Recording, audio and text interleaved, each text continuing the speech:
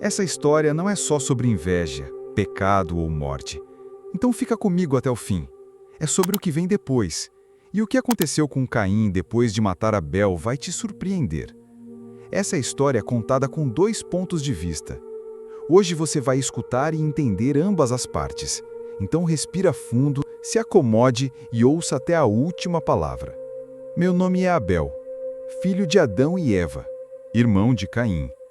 Nasci depois dele, e talvez por isso sempre estive em segundo plano. Mas eu não me importava. Meu coração era simples, minha vida era simples.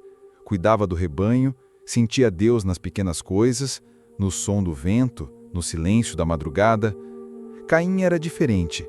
Trabalhava com a terra, forte, duro, sempre em luta com algo que ninguém via. Ele não gostava de falar sobre sentimentos, mas eu via. Ele carregava algo escuro no olhar. Não sei dizer quando começou, mas a distância entre nós cresceu. Não havia briga, só um silêncio que pesava mais a cada dia. Um dia trouxemos ofertas ao Senhor. Eu trouxe o melhor dos meus cordeiros, não por obrigação, mas porque eu amava agradar a Deus. Caim trouxe algo da terra, talvez às pressas, talvez por costume. O Senhor se agradou da minha oferta, mas não olhou para a dele com o mesmo prazer.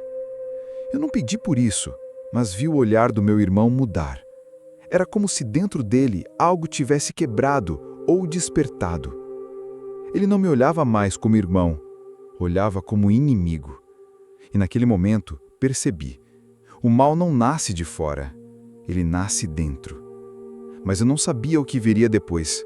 Não imaginava que aquele olhar seria a última coisa que eu veria. Naquela madrugada, ele me chamou ao campo e eu fui. Porque mesmo ferido, eu ainda acreditava nele. Mas nem sempre o amor é suficiente para impedir a queda de quem já escolheu cair. Se você está ouvindo isso agora, comenta aqui. Você já sentiu alguém se afastando sem razão? Curte esse vídeo, porque essa história está apenas começando. Se você está ouvindo minha voz agora, peço que escute até o fim. Não para me julgar, mas para entender o que vem depois do erro que não pode ser apagado. Porque o que aconteceu comigo foi pior do que qualquer castigo que você possa imaginar. Então respira fundo e fica comigo, porque essa história ainda carrega algo que você precisa ouvir. Meu nome é Caim. E sim, eu matei meu irmão. Abel era tudo que eu não conseguia ser. Onde eu carregava peso, ele levava paz. Onde eu tentava mostrar esforço, ele demonstrava pureza. Naquele dia, depois da oferta, algo dentro de mim desabou. Eu quis fingir que estava tudo bem, mas não estava. A voz de Deus me alertou. Ele disse: se procederes bem, não é certo que serás aceito. Mas eu não queria ouvir. Eu queria ser visto.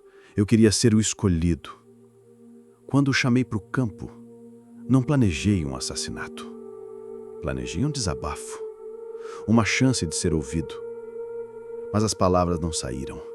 A dor era maior que a razão. E então, no impulso que jamais poderei desfazer, eu tirei a vida dele. O sangue do meu irmão tocou a terra, e o silêncio depois foi ensurdecedor. Eu achei que poderia fugir, mas a voz de Deus me alcançou. Ele me perguntou: onde está teu irmão Adel? E eu menti. Disse: sou eu o guardador do meu irmão? Mas ele sabia. Ele viu. Ele sentiu. E então veio o juízo. A terra que antes me dava frutos agora se recusaria a me sustentar. Fui lançado para longe, errante, vagando sem descanso. E o pior de tudo, a presença dele se afastou de mim.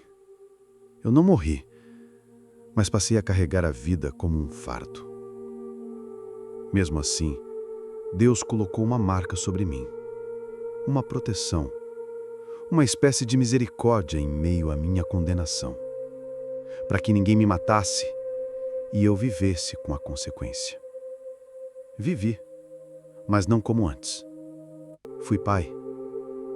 Tive descendentes, construí cidades, mas dentro de mim, nada foi reconstruído. Comenta aqui se você já se sentiu carregando algo que ninguém vê. Curte esse vídeo se essa história tem feito você refletir. E se quiser entender o que tudo isso tem a ver com você hoje, não perde a próxima parte, porque o final dessa história não é só sobre mim. É sobre todo aquele que já errou e busca uma resposta. Caim não morreu no dia em que matou Abel, mas algo dentro dele foi enterrado ali, no mesmo chão onde o sangue do irmão clamou por justiça. Ele foi marcado, não com uma sentença de morte, mas com uma vida que se tornou um eterno eco da sua culpa. E se você chegou até aqui, respira fundo, porque agora é hora de entender o que tudo isso significa para nós. A história de Caim não é só sobre o irmão que matou o outro, é sobre como o ciúme, o orgulho e a falta de vigilância espiritual podem nos levar a cruzar linhas sem volta. Deus alertou Caim antes do crime. O pecado está à porta, e sobre ti será o seu desejo, mas cumpre a ti dominá-lo. Mas ele não dominou. Ele escolheu agir com o impulso da alma ferida. E quantas vezes nós fazemos o mesmo? Guardamos mágoas, comparamos nossa jornada com a dos outros, desejamos reconhecimento e nos frustramos. A história de Caim é um espelho sombrio do que pode acontecer quando deixamos a dor se tornar veneno. Mas, ao mesmo tempo, é também uma prova de que Deus, mesmo diante do pior erro, ainda é Deus de misericórdia. Caim não foi abandonado, ele foi exilado sim, mas não destruído. Deus colocou sobre ele uma marca, uma proteção, uma lembrança viva de que o juízo de Deus caminha lado a lado com sua graça. Porque o Senhor poderia tê-lo apagado da terra, mas decidiu dar-lhe o peso da consequência. E há algo profundo nisso. Às vezes, viver com a lembrança do erro é o caminho mais forte para o arrependimento. Mas essa história não termina só com dor, porque ela aponta para algo maior, para o tempo em que outro sangue inocente seria derramado. Não o sangue de Abel, mas o sangue de Jesus. E esse sangue, diferente do de Abel, não clama por vingança, clama por perdão. Hebreus 12:24 diz que Jesus é o mediador de uma nova aliança e que o seu sangue fala melhor que o de Abel. O sangue de Jesus não expulsa, ele reconcilia, ele cura o erro, ele restaura a alma do arrependido. Caim seguiu seu caminho, mas deixou uma cicatriz na história humana. E nós seguimos os nossos, mas ainda temos a chance de escolher diferente. Deus continua nos chamando, antes do erro, durante a dor e depois da queda. Se essa história te tocou, comenta aqui o que mais falou com você. Curte o vídeo para que mais pessoas ouçam essa verdade. Se inscreve no canal e ativa as notificações, porque a cada noite uma nova história vai despertar sua fé e aquecer o seu coração antes de dormir. Até a próxima, e que o sangue que fala por graça continue sobre a sua vida.